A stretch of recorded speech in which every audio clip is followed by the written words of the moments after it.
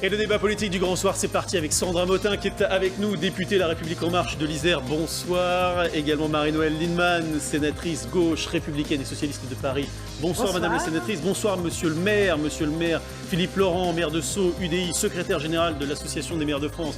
Bonsoir à vous et bonsoir Monsieur le député Chenu, Sébastien Chenu, député du Nord et porte-parole du Rassemblement National. Bonsoir et merci d'être là en cette veille de réunion. Il y aura une réunion demain à Matignon. Je ne sais pas si vous y serez, Philippe Laurent, avec Jean Castex pour défendre la cause des maires qui sont en première ligne face aux agressions. Vous y serez? Non, je n'y serai pas. Pour l'AMF, c'est François Barouin et André Léniel qui y seront. Et puis, il y aura aussi des représentants des autres associations d'élus, de maires, de villes, etc. Ouais.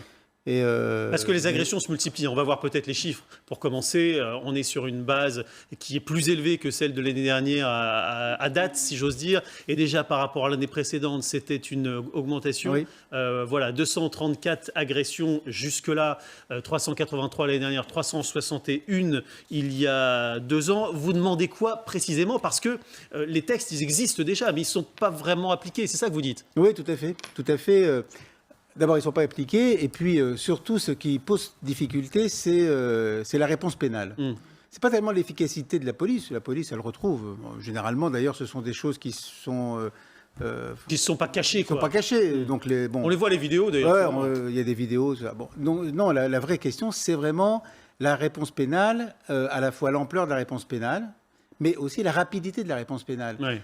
Il faut bien se rendre compte que les agresseurs du maire de Signes, hein, qui a trouvé la mort donc, il y a un peu plus d'1 an, ils ne sont toujours pas jugés. Quoi. Ouais. Alors, bon, on parle de ça pour les maires, mais en fait, on pourrait dire aussi la même chose pour les agresseurs de toute personne qui détient un peu d'autorité en France. Hein. Les enseignants, d'ailleurs, les pompiers, les policiers, etc. Donc, on a ce souci. Moi, je crois quand même que ce souci... Vous avez été victime, vous, déjà, d'une agression en tant que maire ou pas? Non, à titre personnel, non. Mais je crois quand même que ce souci est partagé par le gouvernement. Et je pense que demain, la réunion est importante parce que ça permettra, j'espère en tout cas, au gouvernement d'apporter des réponses, à la fois dans les mots, c'est une chose, mais aussi vraiment dans les actes. Vous y croyez, vous, Sébastien Chenu, ou pas?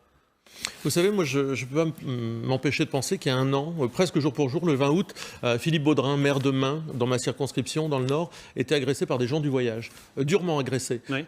Il a subi, il supporte encore aujourd'hui un certain nombre de traumatismes psychologiques. Il a été courageux et il est allé lui-même, je crois, chez le Premier ministre, avec un certain nombre de maires, expliquer la situation des maires de France. C'était il y a 1 an. Ce mois dernier, le maire de Croisy, dans le Pas-de-Calais, je parle de maires de ma région, mais c'est valable partout en France, s'est fait agresser. Et on se dit combien de temps, combien de maires, puisque nous parlons des maires, vont être agressés avant qu'il y ait une réaction. Il y a des dispositifs qui ne coûtent pas beaucoup d'argent et qui peuvent être efficaces. On avait parlé de numéros d'urgence pour les élus. On a parlé évidemment de dispositifs de soutien psychologique pour les élus. Pourquoi est-ce que tout ça n'est pas mis en œuvre? Moi, je suis d'accord, la réponse pénale, elle tarde. Mais il y a aussi quand même une défaillance de l'État. Jusqu'à quel moment, jusqu'à quel point faut-il attendre pour qu'il y ait un soutien des édiles locaux qui sont, je le rappelle, a priori les élus envers qui les Français ont le plus confiance, mais qui sont aussi les premiers face à la violence. À portée d'engueulade, comme on dit. Oui, mais ce terme, il veut pas dire grand-chose parce que c'est un terme générique. La réalité, c'est qu'il y a des difficultés, il y a une violence dans notre société qui va grandissant. On parle d'ensauvagement, on aura l'occasion probablement d'en reparler. Mais les maires, au-delà du symbole qu'ils représentent, symbole d'autorité, vous l'avez dit, monsieur le maire, eh bien, sont un peu seuls. En réalité, on voit bien, on déplore tous tout ça, sauf qu'1 an après, je vous dis, c'était le 20 août de l'an passé que Philippe Baudrin, à Main, se faisait durement agresser par les journalistes. Rien n'a changé en 1 an. Comment faire pour que ça change? Alors d'abord, il n'y a pas rien qui a changé. Entre-temps, il y a eu la loi engagement proximité portée par le ministre Sébastien Lecornu, merci. Ça tourne un peu, donc c'est vrai que... Non, en fait, j'avais le visage, il me manquait le nom. Donc... Même la pub du gouvernement. Merci, monsieur Laurent. Donc, il y a eu cette loi qui a notamment donné et renforcé en fait un certain nombre de pouvoirs pour les maires et dans laquelle on a essayé d'un peu mieux les protéger. Et puis, moi, je crois qu'il y a un personnage qui est central, qui est le représentant de l'État sur les territoires, c'est le préfet. Et les préfets sont aux côtés des élus locaux. Ils sont là pour les écouter. Moi, je sais que depuis les dernières municipales, il y a eu sur ma circonscription notamment un gros renouvellement au niveau des maires. le premier interlocuteur, le premier qui est là pour les rassurer, pour les accompagner, le premier qui a été là aussi pour soutenir le maire d'une commune d'Isère, pareil, qui s'est fait agresser très violemment au mois d'août, c'est le préfet. Et je crois que dans ce couple maire-préfet, il y a non seulement un fonctionnement à trouver pour que l'État soit aux côtés du maire dans sa mission de tous les jours, mais aussi dans sa protection et pour redire, et je pense que c'est important, à toute la population que les maires sont protégés par l'État en la personne du préfet. Marie-Noëlle Lienemann, c'est le symptôme d'une violence plus générale ou bien les maires sont spécialement ciblés et il y a des mesures spécifiques à prendre? Évidemment, il y a d'abord un symptôme général. Ouais. On en reparlera. Je pense que la montée de la violence, etc. Deuxièmement, tous ceux qui essaient de faire respecter la loi en direction de gens qui ne veulent rien entendre, qui sont devenus quasiment hermétiques même au dialogue avant de passer au coup. Déjà, c'est terrifiant. C'est un des grands enjeux de notre société aujourd'hui. S'agissant des maires, je pense que c'est encore plus important de les défendre, de les accompagner et que la justice soit quand même rigoureuse juste mais rigoureuse dans le traitement. Pourquoi c'est important? Parce qu'ils représentent le suffrage universel, le peuple, pas simplement l'autorité. Ils représentent aussi les représentants du peuple qui, en tant que peuple, méritent que ces représentants soient respectés. C'est important parce qu'on n'est pas un agent d'exécution, un maire. Oui. Bon. Deuxièmement, moi j'ai été frappée quand même du fait qu'un de nos collègues maires avait été molesté lourdement et qu'il y a eu juste un rappel à la loi. C'était en Normandie cet été. De la personne qui l'avait fait. Je ne dis pas qu'il faut mettre en prison les gens parce que ce n'est pas toujours réparateur, mais quand même des travaux d'intérêt généraux, des choses plus significatives dans la sanction. Parce qu'un rappel à la loi, c'est rien. Voilà, de la sanction. Et là, franchement, il faudrait sans doute, mais peut-être que demain ce sera évoqué, que le garde des Sceaux envoie puisqu'il n'y a pas d'intervention sur chaque cas, mais des directives sur le fait que non, on ne laisse pas, même avec un simple rappel à la loi, parce que justement, là, il faut quand même des actes réparateurs plus forts. Sébastien Chenu. Oui. Où un maire est une personnalité qui représente donc l'autorité de la République, les fondements de la République, et on considère qu'y toucher, c'est toucher aux institutions de notre République, et on doit être implacable. Ou alors on considère que finalement, et c'est tout le problème de la sévérité de nos peines, de l'absence de sévérité de nos peines, que finalement bousculer un maire, c'est comme commettre n'importe quel autre délit. C'est une circonstance aggravante, évidemment, que de bousculer, molester, frapper, agresser un représentant de la République, un dépositaire d'un certain type d'autorité, je le rappelle aussi, dans notre pays. Et donc, la sévérité doit être proportionnée. Le problème, c'est que les maires retrouvent sur le terrain, quelques jours après, les mêmes individus qui parfois habitent leur ville. La réalité, c'est qu'ils connaissent bien souvent, dans 90% des cas, leurs agresseurs habitent leur ville. Ils les retrouvent sur le terrain avec le même sentiment d'impunité qui est qu'on peut aller cracher au visage de quelqu'un qui représente l'autorité dans ce pays. Et on le voit maintenant à tous les étages. Vous l'avez dit, on le voit chez les pompiers, on le voit chez les médecins, on le voit chez les enseignants, on le voit chez les maires. Tout ce qui a une once qui représente une once d'autorité dans ce pays, aujourd'hui, est une forme de défiance directement. Et c'est pas simple à gérer. Pour conclure là-dessus, Philippe Laurent.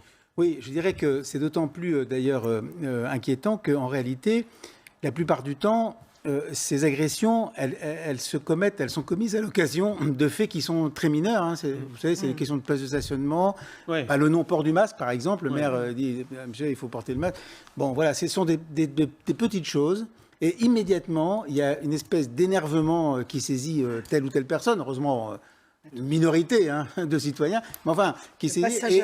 Et là, on s'attaque à ce moment-là, si vous voulez, effectivement, à ce porteur des valeurs de la République. C'est donc cette disproportion entre la réaction et en réalité, généralement, le caractère relativement mineur. Monsieur le maire, le passage à l'acte brutal est totalement irrationnel.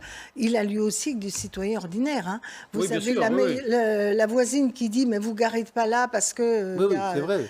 Et il y en a qui disjonctent du jour au lendemain, pas dans 30 secondes. Quoi. Donc c'est dramatique d'ailleurs. La question de la violence et de la réponse pénale, elle est évidemment au cœur du débat politique en ce moment, avec des lignes qui ne sont pas forcément toujours les mêmes entre la chancellerie et l'intérieur. C'est ce qu'on va voir dans quelques instants. À tout de suite.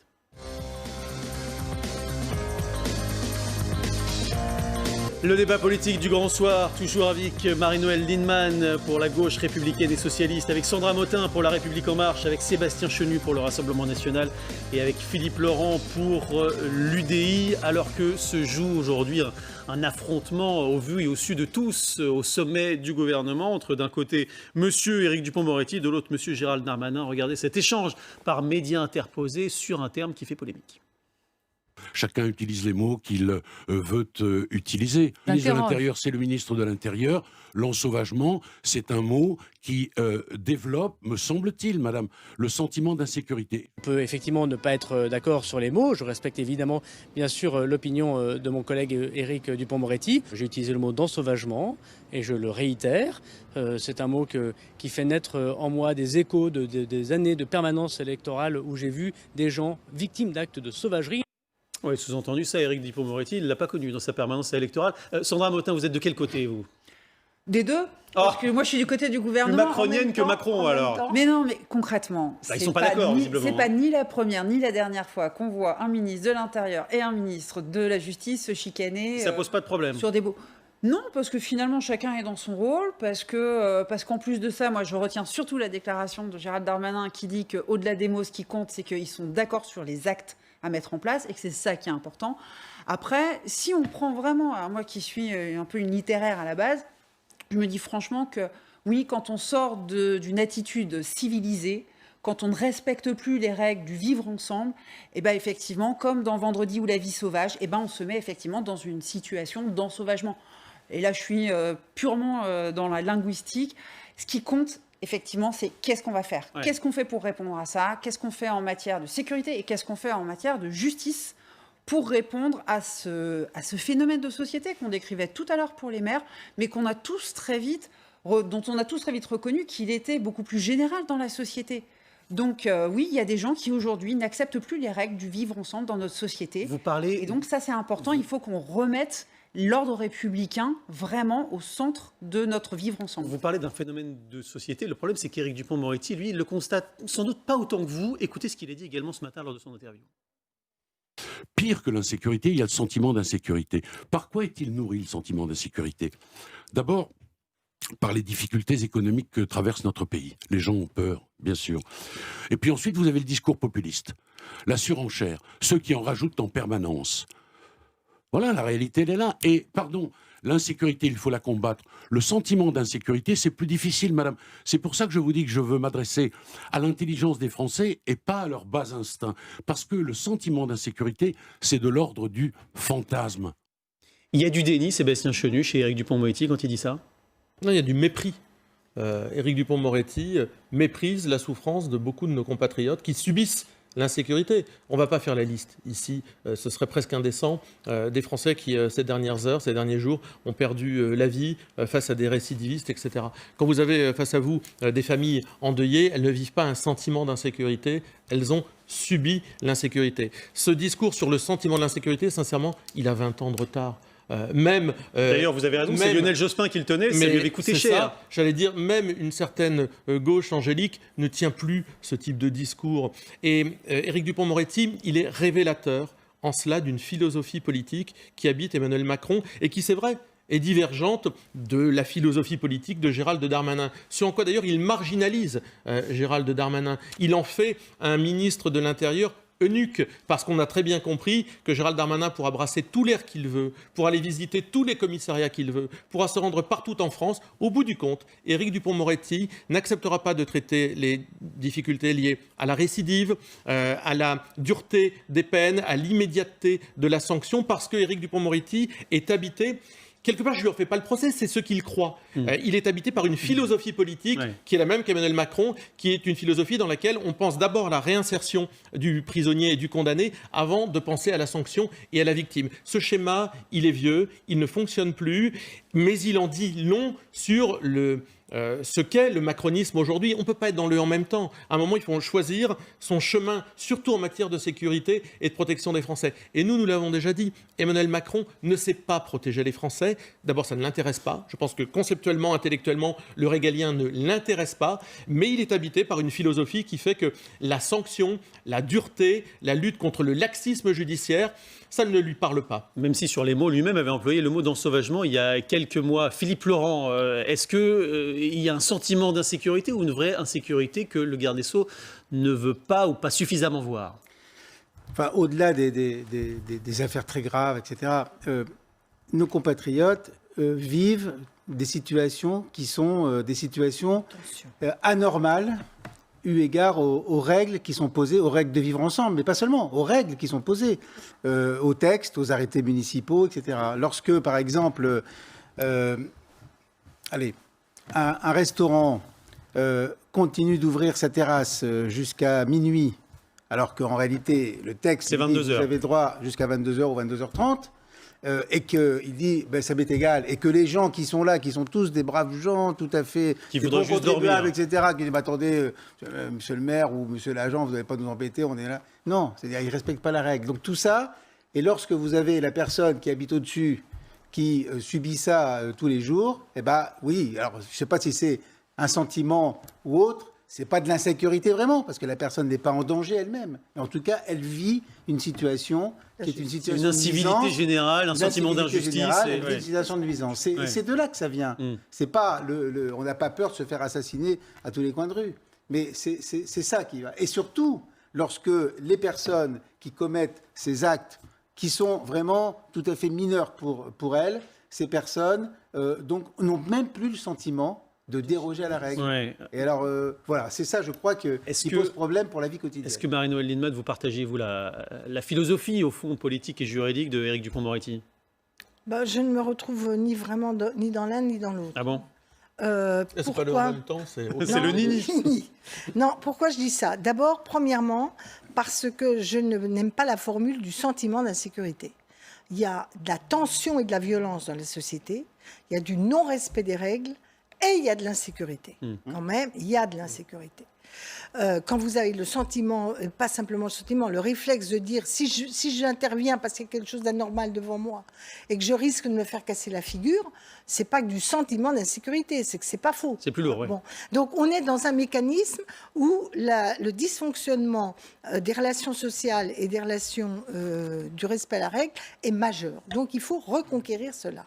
Ce dont j'ai la certitude, c'est qu'on ne peut pas avoir un ministère de la Justice et un ministère de l'Intérieur qui se regardent en chien de faïence et en carafe. Quand les policiers arrêtent, disent ça sert à rien parce que de toute façon la police la justice est laxiste, je m'excuse, c'est pas leur boulot d'être policier de commenter la justice. Ils respectent pas la règle qui est de dire la justice doit juger. De l'autre côté, quand vous avez tant d'accumulation de faits d'arbitrage juridique qui paraissent tellement loin de l'attente du peuple, alors que la justice est donnée au nom du peuple, il y a un problème d'explication, de compréhension et de moyens donnés à la justice.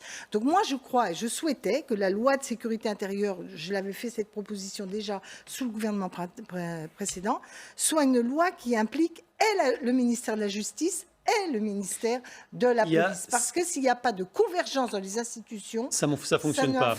Il y a le sentiment d'insécurité, il y a aussi le sentiment d'impunité. C'est aussi de ça dont on parle et de non-réalisation de la justice. Justement, on a pris les chiffres. Entre le nombre de procédures qui sont lancées, le nombre de fois où le parquet est saisi et celles qui vont jusqu'au bout, il y a un monde, un univers, une galaxie. Nivine Potros nous a rejoint. Dites-nous exactement quels sont ces chiffres. Alors, en 2018, par exemple, le parquet il a été saisi plus de 4 millions de fois. Et parmi toutes ces affaires, eh bien, seulement 610 000 d'entre elles ont entraîné des poursuites judiciaires. C'est-à-dire que pour l'immense majorité des cas, eh bien, le parquet il a estimé qu'il ne disposait pas suffisamment de preuves, qu'il était impossible de trouver le coupable ou alors qu'il existait une alternative, qu'on n'était pas forcément obligé de présenter la personne devant la justice. En clair, ça veut dire que moins de 15% des dossiers qui ont été initialement saisis par le parquet vont entraîner des poursuites judiciaires.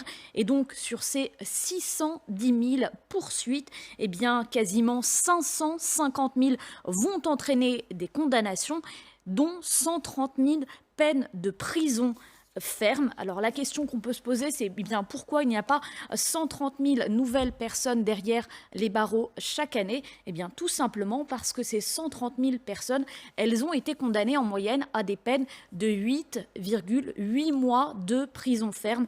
Or, en France, entre 1 et 6 mois de condamnation, la peine doit être aménagée au maximum.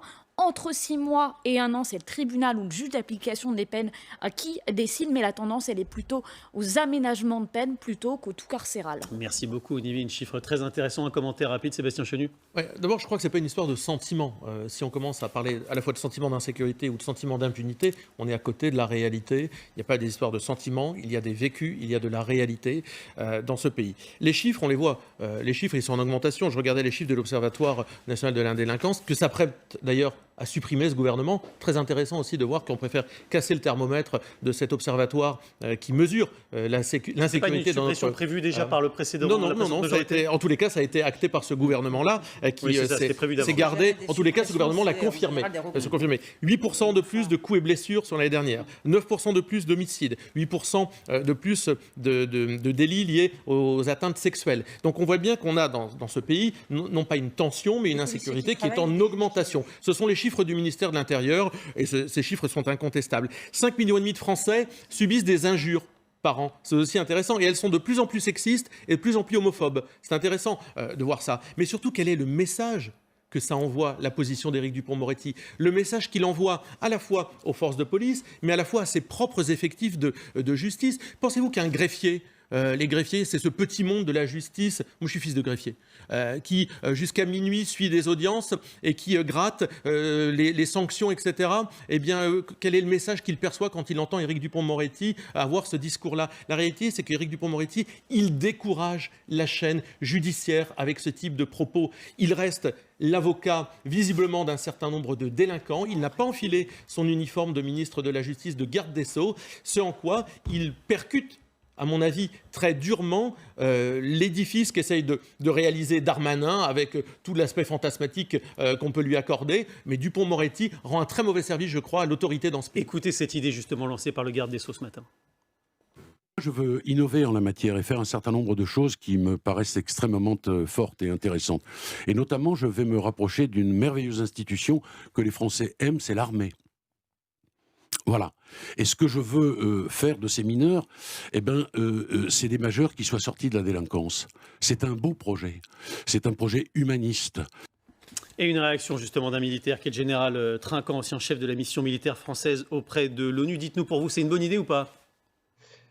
Écoutez, je crois que, bien sûr, comme le disait M. Dupond-Moretti, les armées sont saluées par les Français, mais il ne faudrait pas que les armées soient le rattrapage pour toutes les échecs des autres institutions ou les erreurs des autres institutions.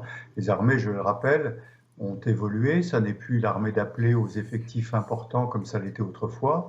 Et aujourd'hui, c'est des armées qui sont appelées à combattre à l'extérieur ou assurer la protection des citoyens à l'intérieur du territoire national. Et donc, elles n'ont pas les moyens de s'occuper de monter des projets comme cela a été décrit. Cela a été réalisé il y a plusieurs années, il y a 30 ou 40 ans. Ça s'appelait les JET. J'ai connu ce système, mais à l'époque, nous avions de gros effectifs. Et aujourd'hui, les armées ne sont pas faites pour ça. Donc c'est un peu un fantasme d'imaginer que les soldats seraient la solution miracle à apprendre la discipline, on se lève tôt, on fait le salut au drapeau, ce genre de choses. Ça ne va pas remettre tout le monde dans le droit chemin. Parce que c'est un peu ça l'idée sous-jacente, Général Trinquant. Alors, ça n'est pas exclure complètement. Je veux dire par là que d'anciens militaires soient utilisés dans le cadre d'institutions mises en place, comme le dit M. Dupond-Moretti, pourquoi pas, mais d'anciens militaires, et non pas des militaires d'actifs qui aujourd'hui ont un autre métier. Il y a un problème d'effectifs d'abord, il y a un problème de budget encore, ça n'est pas à prendre sur le budget de la défense bien sûr. Donc voilà, on peut utiliser les qualités des anciens militaires pour s'en servir, pour être des moniteurs et être utilisés par une autre institution, parce qu'évidemment, ils ont l'habitude d'encadrer des jeunes, parfois des jeunes difficiles, qui rendent d'excellents services comme soldats, et bien peut-être qu'ils peuvent le faire pour des délinquants. Merci beaucoup, Général Trinquant, pour avoir été ce soir avec nous en cette soirée qui est la veille d'un procès, un procès très important, un procès même historique sans doute, qui est le procès des attentats de Charlie et de l'Hyper Cacher. Emmanuel Macron a été interrogé sur ce sujet. Il est en ce moment au Liban. Une question a été posées sur ce procès. Écoutez la réponse du président de la République il y a quelques instants. Il y a aussi en France une liberté de blasphémer, qui est attachée à la liberté de conscience. Et donc de là où je suis là pour protéger toutes ces libertés. Et donc je n'ai pas à qualifier le choix de journaliste, j'ai juste à dire, en France, on peut critiquer des gouvernants, un président, blasphémer, etc. Parce qu'il y a en France toutes ces libertés. La liberté de conscience, la liberté d'expression, la liberté des journalistes de faire ses choix, une liberté de blasphème, il y a le devoir de ne pas avoir de discours de haine et de respecter. Et c'était une réaction à cette une de Charlie, la une qu'a choisi le journal à l'occasion donc de ce procès en republiant une partie des fameuses caricatures déjà publiées en 2006. Tout ça pour ça, c'était évidemment la suite de cette publication que l'attentat avait été commis. Nivine Potros, rappelez-nous ce que sont ces caricatures. Alors, c'est 12 caricatures très précisément qui avaient été publiées initialement par un quotidien danois fin 2005, le quotidien Jyllands-Posten. On y voyait notamment Mahomet avec un turban en forme de bombe ou entouré de femmes voilées. À l'époque, ces publications, elles avaient provoqué la polémique car dans l'islam, il est interdit de représenter le prophète. Le quotidien, il avait échappé à un attentat. L'un de ses dessinateurs phares avait vu sa tête mise à prix. Il avait échappé à plusieurs tentatives d'assassinat. Quelques mois après, en 2006, eh bien, Charlie Hebdo avait donc décidé, en solidarité avec ses confrères danois, de republier ces 12 caricatures avec un dessin inédit signé Cabu que vous voyez au milieu avec ce message: c'est dur d'être aimé par des cons. Aujourd'hui, Charlie Hebdo a donc décidé de publier une deuxième fois ces dessins danois et ce dessin de Cabu avec une justification dans l'édito signé par l'ensemble de la rédaction de Charlie Hebdo. C'est la publication de ces dessins considérés comme un blasphème par un certain nombre de musulmans qui constituent le mobile du massacre du 7 janvier par des assassins qui voulaient, comme ils l'ont crié en sortant des locaux de Charlie Hebdo, venger le prophète.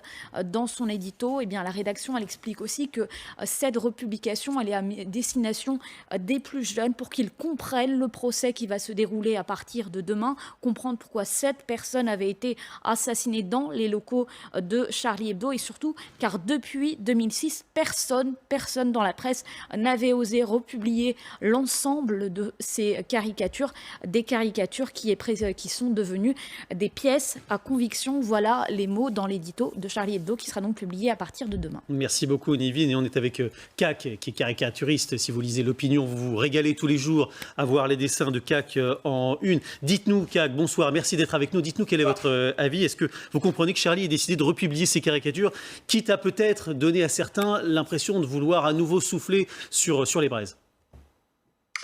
Pour moi, il ne souffle pas du tout sur les braises. Je ne dis pas que si j'avais été dans leur situation, j'aurais pensé à les republier, mais en voyant en tout cas à travers les informations qu'elles allaient ressortir, ça m'a semblé être une évidence en fait. Je me suis dit, ils ont raison. Ils ont raison en particulier de le faire avec le titre qu'ils ont choisi, Tout ça pour ça, parce que finalement, c'est la meilleure manière de le résumer, c'est-à-dire tout ce qui s'est passé, ces attentats, ces massacres immondes, pour des dessins. On parle exactement ça, des dessins qui restaient parfaitement dans le cadre de la liberté d'expression, et qui ont donné lieu à des meurtres. Donc je trouve que de leur part, en dehors du courage, c'est aussi une sorte d'évidence de nous rappeler ça. Dites-nous, qu'est-ce que vous retenez vous-même votre crayon lorsque vous arrivez sur certains sujets, comme par exemple les sujets liés à l'islam? Ça dépend ce que vous appelez retenir le crayon. Je dirais que la différence par rapport à avant les attentats, c'est que quand c'est un dessin, alors c'est très spécifique, c'est pas sur n'importe quel sujet, c'est évidemment sur le sujet de l'islam. Maintenant, il m'arrive, quand c'est le sujet que je dois traiter, de me poser la question. Ça ne veut pas dire que je retiens le crayon au sens où je ne ferai pas le dessin, je fais quand même le dessin. Ensuite, ma rédaction choisit dans ce que je lui envoie ce qu'elle veut publier. Mais maintenant, je me pose la question. Je me dis, tiens, est-ce que celui-là, il peut m'attirer des emmerdes? C'est vrai. Et si c'est le cas, vous ne l'envoyez pas ou vous l'envoyez quand même? Je l'envoie quand même. Je l'envoie quand même. Ensuite, la rédaction décide de le publier ou pas, en fonction de... Est-ce que le dessin colle bien avec l'article que j'illustre sur la une de l'Opinion? C'est plus la différence pour moi, c'est pas tellement l'autocensure. J'essaye de pas en faire. C'est plus le fait que maintenant on se pose la question et quelque part de se poser la question, c'est déjà un tout petit début d'échec, je trouve. Oui, c'est ça. Merci beaucoup, CAC, pour cette réaction ce soir dans le Grand Soir. Vous soutenez Marie-Noëlle Lienemann, cette démarche de Charlie, et vous comprenez ce que nous dit CAC ce soir, que les choses ont évidemment changé depuis cet attentat terrible. Absolument, parce qu'il y a aussi une pédagogie et une détermination de ne pas lâcher qui est tout à fait fondamentale dans ce genre de combat. Parce que c'est des fois des petits renoncements accumulés les uns après les autres qui finissent par faire reculer des causes majeures comme notre liberté de conscience.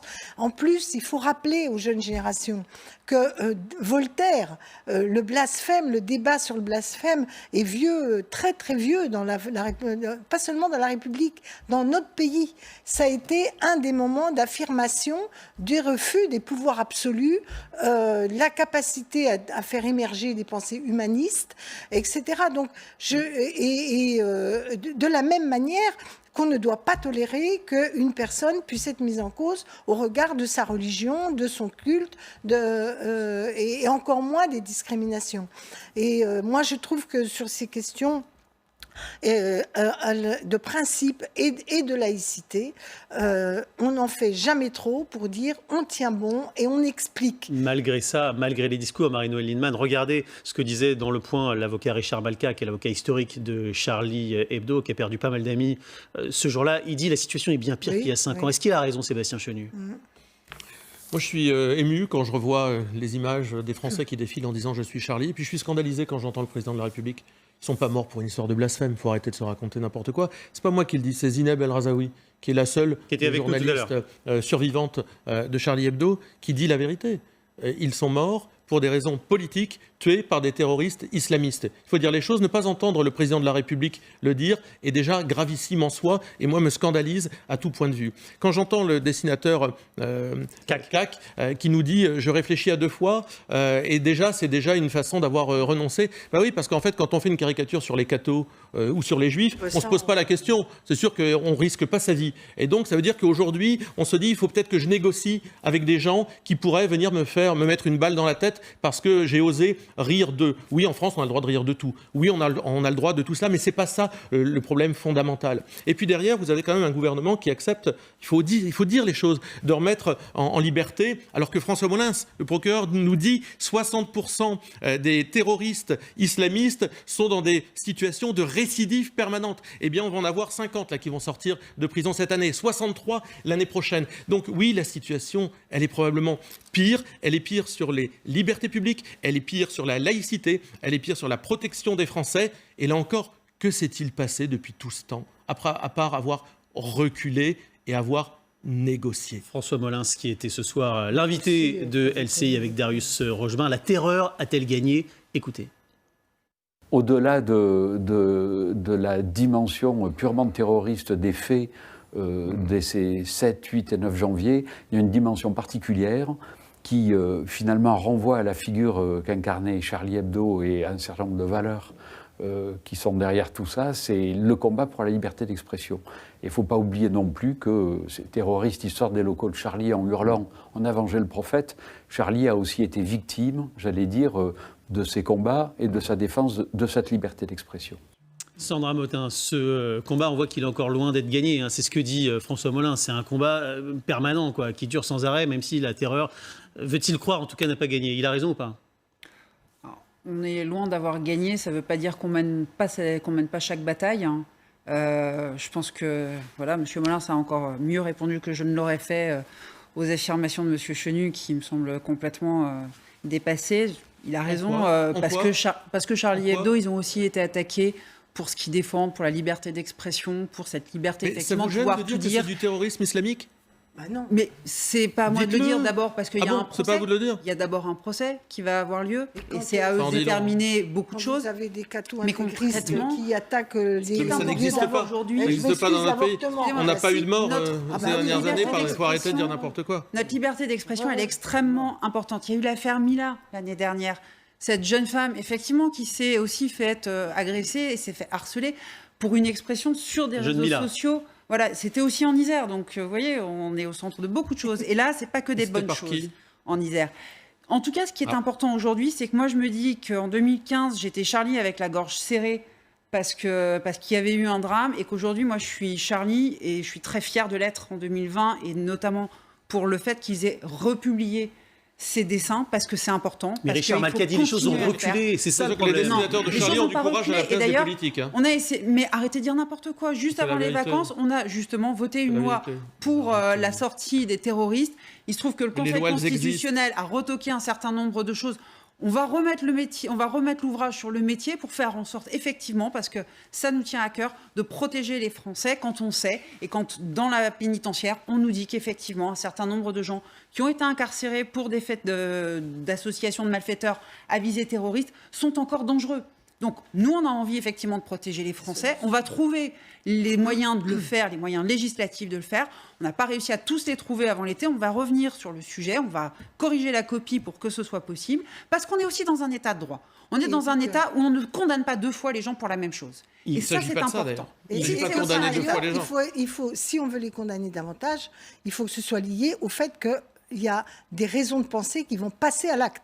Parce que de la même manière que la liberté d'expression est valable pour Charlie, elle est aussi valable pour des gens qui sont à qui je n'aimais rien à voir, qui me révoltent au dernier degré. C'est ce que j'allais vous expliquer.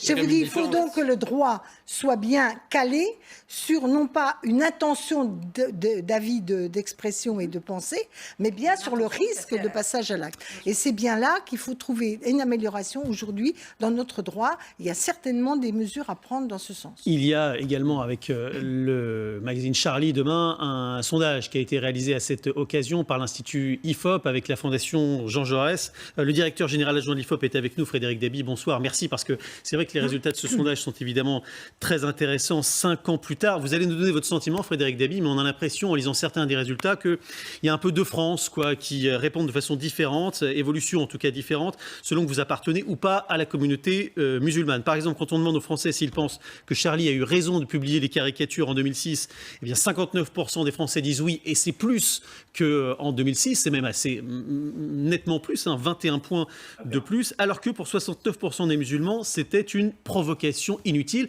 Est-ce qu'il faut voir dans ces résultats une forme de fracture ? Oui, vous avez raison, je parlerai de fracture entre l'ensemble des Français qui sont, vous le disiez, une majorité très nette à dire que Charlie a eu raison, alors qu'en 2006, prenant également le pas de personnalités politiques, y compris Jacques Chirac et Dominique de Villepin, qui avaient vu une provocation inutile avec la publication des caricatures, les Français, dans leur majorité, rejetaient le principe de caricaturer la religion. Maintenant, il y a eu un retournement, mais c'est vrai que d'un côté, l'ensemble des Français soutient Charlie Hebdo dans sa logique de mettre en scène des caricatures, et de l'autre, nous avons une majorité très nette de musulmans et également 1 jeune sur 2. Il y a une fracture religieuse, il faut le dire, mais également une fracture générationnelle. Plus vous êtes jeune, moins vous mettez en avant la liberté d'expression et plus vous mettez en exergue le sentiment de tolérance, de respect pour des minorités offensées. C'est dans ce cadre-là qu'il y a une véritable fracture, mais au centre de cette fracture, Julien Arnaud, il y a la notion de blasphème. N'oublions pas que les journalistes de Charlie Hebdo ont été tués parce qu'ils étaient considérés comme des blasphémateurs. Et c'est vrai que chez beaucoup de Français de confession musulmane, une minorité certes, mais une part non négligeable, 18%, on refuse de condamner l'attentat de Charlie Hebdo car les dessinateurs, Cabu, Charb, Wolinski étaient vus comme des blasphémateurs. Regardons justement le chiffre dont vous parlez sur les jeunes, parce que c'est vrai qu'il est assez éclairant et assez inquiétant pour dire les choses. On voit que quand ils ont entre 15 et 24 ans, 2 Français sur 10 ne condamnent pas les attentats de 2015. Si j'ai bien compris, c'est sur toute la France. Et pour ce qui concerne les musulmans, on est à 1 sur 4. Et plus ils sont jeunes, moins ils condamnent d'une certaine façon. Exactement, c'est la vraie fracture générationnelle sur toutes les questions de ce grand sondage. Certaines avaient été déjà posées en 2006, posées en 2015 au lendemain de Charlie Hebdo. La question sur la croyance dans ces croyances religieuses supérieures aux valeurs de la République. Il y a ce clivage générationnel et c'est vrai que sur le sentiment on peut comprendre l'indignation suite aux caricatures de Charlie. Les jeunes sont majoritaires à dire qu'on comprend cette indignation, jeunes français dans l'ensemble et jeunes de confession musulmane. Et c'est vrai que même si c'est minoritaire, il faut le dire, nous avons presque 3/4 des Français de confession musulmane, 88% de l'ensemble des Français qui condamnent les auteurs de l'acte terroriste qu'a connu qu'ont connu les journalistes de Charlie Hebdo. Il y a une minorité non négligeable, et plus on est jeune, plus cette minorité est importante. Merci beaucoup Frédéric Dabi pour cet éclairage. Je termine avec cet autre chiffre de votre sondage qui rejoint d'ailleurs ce que vous disiez. 6 musulmans sur 10 disent que l'islam est la seule vraie religion. C'est 6 points de plus par rapport à 2016. Et 29% de ces musulmans estiment qu'elle est incompatible avec les valeurs de la société française. Cette fracture, Philippe Laurent, selon vous, élu de terrain, est-ce qu'elle est réparable ou pas ? En tout cas, elle est extrêmement inquiétante. Ces chiffres-là sont très très inquiétants. Je ne pense pas qu'on puisse évidemment analyser ça en quelques mots. Il faudrait vraiment s'y pencher. Je pense que ça doit faire en effet l'objet, ces chiffres qui sont, moi, je les ai entendus tout à l'heure aussi, mais moi je n'avais jamais entendu des chiffres à ce niveau. Quand 69% des musulmans estiment que c'est la seule... c'est quand même 61. Oui, 61%. C'est quand même un truc la seule vraie religion. Incroyable. Moi je trouve ça absolument inimaginable. Mais comment on en sort ? C'est ça la question. Alors comment on en sort ? Je ne sais pas. Mais en tout cas, ce qu'il faut, c'est probablement avoir une réflexion qui dépasse vraiment tous les cadres sur cette question. Parce que là, je pense que nous avons une remise en question fondamentale des valeurs de notre civilisation. C'est un problème civilisationnel. Problème civilisationnel, Sandra Motin. Moi, c'est plutôt les 29% qui jugent les valeurs antinomiques avec la société française. Ça, c'est pas nouveau, on l'a déjà vu dans d'autres consultations. Ça, c'est très inquiétant parce que, à la rigueur, que quelqu'un qui est dans une religion fasse du prosélytisme et se dise c'est la mienne la meilleure, à la rigueur. La seule vraie. C'est la seule vraie. Si elle avait dit c'est la meilleure, ça c'est autre chose. La seule vraie, c'est. Je vois moins de danger dans ça que dans le fait de dire qu'une religion n'est pas compatible avec les valeurs d'une république laïque comme l'est la République française. Et je crois que là, on a un vrai discours à avoir sur la laïcité. Je sais que tout le monde l'attend depuis longtemps. Simplement, c'est pas si simple que ça. On voit que dans une société aussi fracturée que la nôtre, de manière générationnelle et aussi par rapport à des confessions, c'est pas si simple de trouver la ligne de crête de la laïcité en France et du bon discours qui va unir et non pas continuer à fracturer. Sébastien Chenu. Il faut peser les mots. Ça dit deux choses. Ça dit certains écroulements des valeurs de la République. C'est une réalité. Il y a un certain nombre de Français ou de gens ou d'étrangers ou de Français d'origine étrangère. Vous voyez, j'ai donné 3 catégories qui ne se reconnaissent plus dans les valeurs de la République. Et ça dit aussi la communautarisation de notre société. Je veux dire, si on ne voit pas ça, si on ne voit pas qu'il y a des gens qui se replient dans leur communauté, alors on ne voit pas la réalité de ce que devient notre pays. Mais il n'y a pas à être surpris de ça. Les Français, ils ont les yeux ouverts. Ils sont confrontés à ça tous les jours. Les enseignants dans leurs écoles où on demande que des bonbons soient halal ou pas halal. Je l'ai vu moi-même dans des écoles publiques. Les Français ont les yeux ouverts sur la réalité. Il n'y a que les politiques qui ne veulent pas affronter parce qu'il y a un manque de courage éminemment visible des politiques pour affronter ces sujets-là qui ont peur bien souvent, tout simplement, de perdre des électeurs. C'est ça la réalité. Marie-Noëlle Lienemann. Alors, moi, je pense que c'est très inquiétant. En effet, c'est des signes de détérioration et que la seule vraie méthode, c'est premièrement de tenir bon sur les principes pour que dans les institutions, pas de trucs. Par exemple, personnellement, je suis opposée aux horaires des piscines spécialisées pour les femmes, etc. Tout ce qui est... Alors, personnellement, je pense qu'il faut être très raide là-dessus. Et je le dis parce que certains de mes amis, en tout cas dans les listes de gauche comme de droite d'ailleurs, ça se passe dans les nouvelles municipalités. Pas dans les mairies à Rennes. Je pense qu'il faut être d'une grande rigueur. La deuxième chose, c'est ça arrive à Grenoble, oui. Il faut redonner du sens à la promesse républicaine. Vous ne réenchanterez pas la jeunesse par rapport à ces replis communautaires autour de valeurs qu'ils détournent de ce qui est a priori les valeurs d'une religion. Vous ne les regagnerez qu'à partir du moment où on a des projets communs dans la société et que la promesse républicaine, ce n'est pas des valeurs théoriques qui s'appliquent pour certains et qui n'ont pas le sentiment de s'appliquer pour d'autres. Les inégalités, etc. Et je pense que c'est ça la question. Il faut expliquer à notre pays qu'il a une grandeur apportée par tous ceux qui y participent et que tout le monde peut y participer. Parce que sinon, ça ne va faire que se détériorer. Ce procès qui s'ouvre demain, il sera évidemment au cœur du journal du Grand Soir qui commence maintenant. On retrouve Valentine Desjeunes.